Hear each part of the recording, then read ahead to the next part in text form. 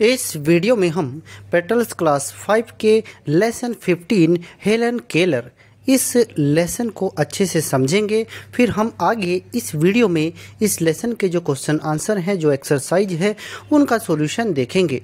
यहाँ पर हमने इस पार्ट का पूरा हिंदी में अनुवाद किया है, तो हम शुरू करते हैं। It was the summer of 1880. A healthy baby girl was born in a small town in Alabama. 1880 की गर्मी थी। अलाबामा के एक छोटे से शहर में एक स्वस्थ बच्ची का जन्म हुआ। Her parents loved her dearly and named her Helen Keller. उसके माता पिता उसे बहुत प्यार करते थे और उसका नाम हेलन केलर रखा। One day the baby fell ill. एक दिन वह बच्ची बीमार पड़ गई। हर फेवर स्टेड हाई. उसका बुखार तेज रहता था। उसका बुखार बहुत तेज बना रहा। The parents tried their best. उसके माता पिता ने उसे बेहतर करने के लिए, उसे ठीक करने के लिए बहुत कोशिश की, अपनी भरपूर कोशिश की। They were disappointed and said there is nothing more we can do, the baby may not live. वे बहुत निराश थे। वे निराश इतने ज़्यादा थे, वे कह रहे थे कि हम इससे ज़्यादा और कुछ नहीं कर सकते थे। जो भी हम कर सकते थे वो हमने किया, लेकिन इतना सब कुछ करने के बाद भी the baby may not live, यह हमारा बच्चा अब शायद जिंदा नहीं रह सकता है। Helen lived but she was not the same after her illness. Helen जीवित तो रही, लेकिन वह उस तरह से नहीं थी जैसी वह अपनी बीमारी से पहले थी। Something is very wrong her mother said. और उसकी माँ ने कहा कि इसके साथ ज़रूर कुछ न कुछ गलत तो है।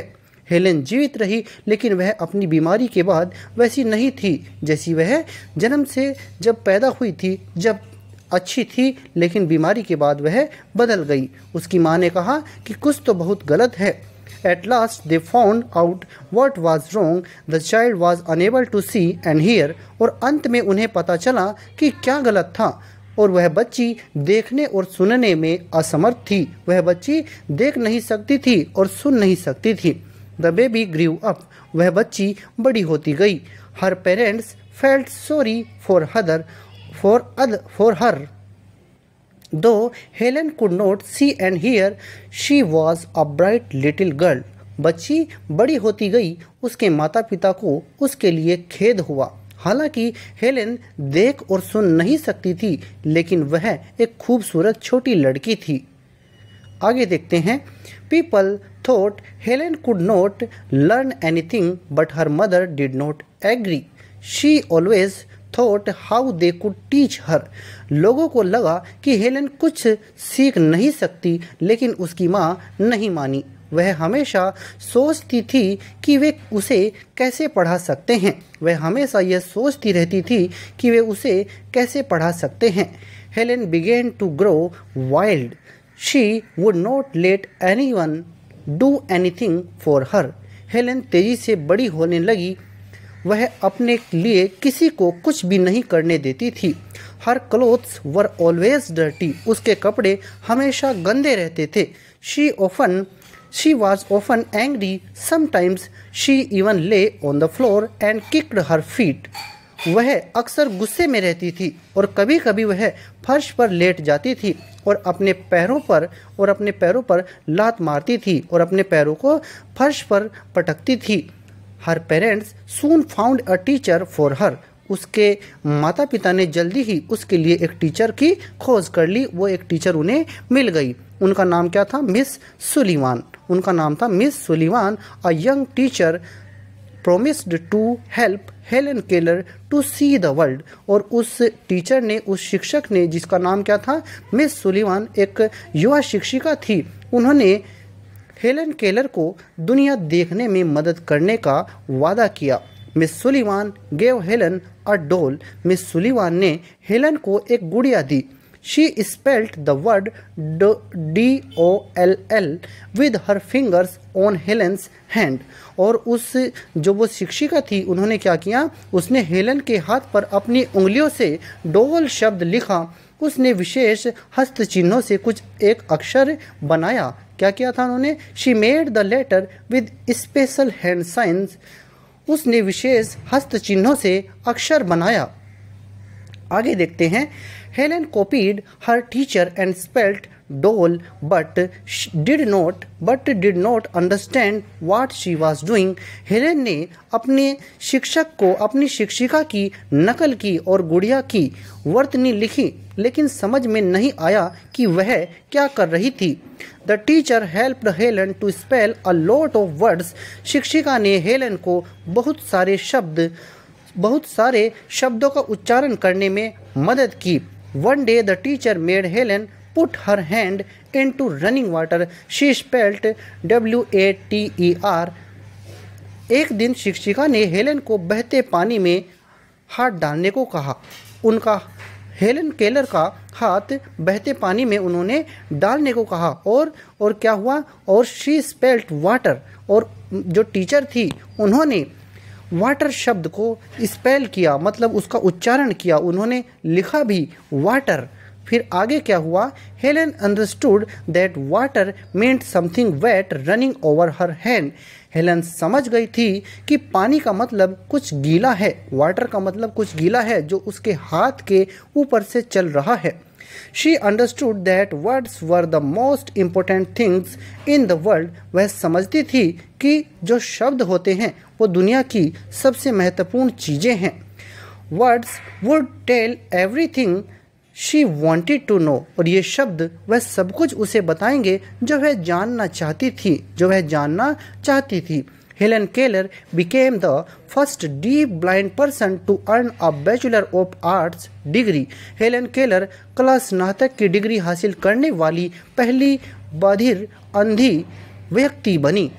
अब हम इस तरह से देखते हैं इसके जो कॉम्प्रिहेंशन टाइप क्वेश्चंस हैं। आंसर द फॉलोइंग क्वेश्चंस, आपको इन प्रश्नों के आंसर देने हैं। What, when and where was Helen Keller born? Helen Keller का जन्म कब और कहाँ हुआ था? तो आंसर में आप लिखेंगे इन 1880 a small town in Alabama. 1880 में अलाबामा के एक छोटे से शहर में उसका जन्म हुआ था। आगे देखते हैं, why were her parents disappointed? Helen Keller के माता पिता क्यों निराश थे? Because of her serious illness, क्योंकि हेलन केलर गंभीर रूप से बीमार थी, उसकी गंभीर बीमारी के कारण वो परेशान थे। What went wrong with Helen Keller after her illness? उसकी बीमारी के बाद, हेलन केलर की बीमारी के बाद उसके साथ गलत क्या? आंसर में आप लिखेंगे शी बिकेम ब्लाइंड एंड डम। वह अंधी और बहरी हो गई थी। वह देख नहीं सकती थी और सुन नहीं सकती थी। अंधी और बहरी वह अपनी बीमारी के बाद हो गई थी।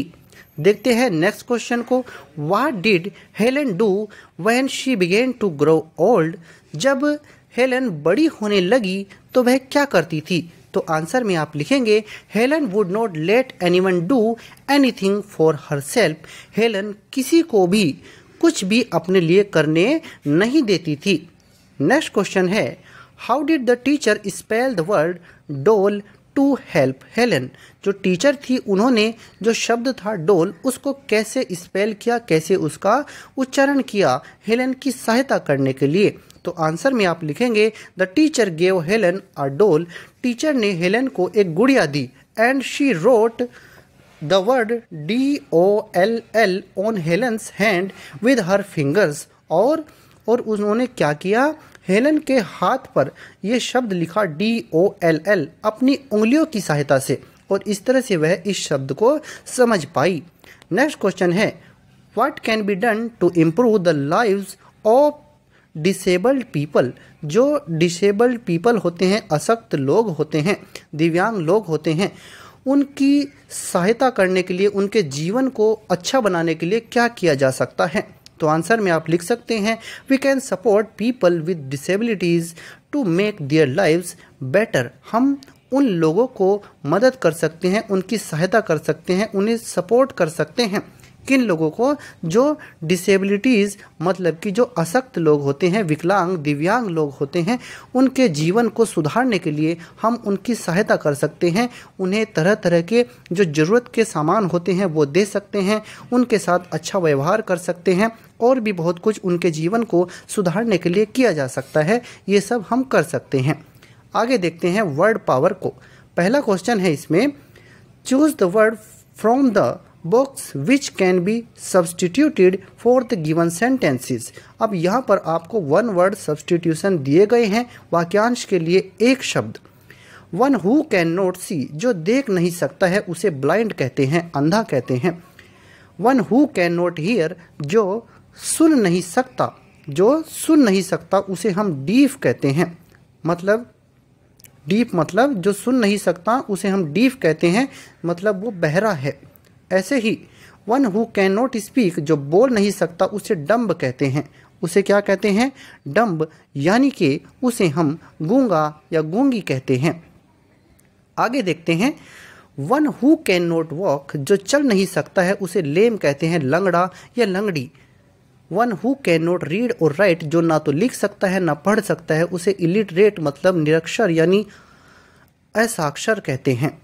आगे देखते हैं, निरक्षर कहते हैं, अनपढ़ कहते हैं, जो लिख नहीं सकता है, पढ़ नहीं सकता है। अब लैंग्वेज प्रैक्टिस के लिए एक क्वेश्चन है ये यहाँ पर, make meaningful sentences with the help of the adjectives given below, one has been done for you. यहाँ पर आपको कुछ एडजेक्टिव दिए गए हैं, इनसे कुछ सेंटेंस बनाने हैं और एक इन्होंने आपके लिए किया भी है। एडजेक्टिव्स वो होते हैं जो नाउन या फिर प्रोनाउन की विशेषता बताते हैं, उन्हें हम एडजेक्टिव कहते हैं। जैसे स्मॉल मतलब छोटा, हाई मतलब ऊंचा, ब्राइट मतलब चमकीला या सुंदर, डर्टी मतलब गंदा, लिटिल मतलब छोटा। जैसे स्मॉल का मतलब छोटा होता है, I have a small stick, I have a small stick, मेरे पास एक छोटी छड़ी है। The plane was flying high in the sky, जो यान था, वायुयान था, वो आसमान में ऊंचाई पर उड़ रहा था। हिज फ्यूचर इज ब्राइट, उसका भविष्य चमकीला है, मतलब उसका भविष्य अच्छा है, अंधकारमय नहीं है। His clothes were very dirty, उसके कपड़े बहुत गंदे थे। She was a beautiful little girl, वह एक सुंदर छोटी लड़की थी। तो इस तरह से आप इनसे सेंटेंस बना सकते हैं।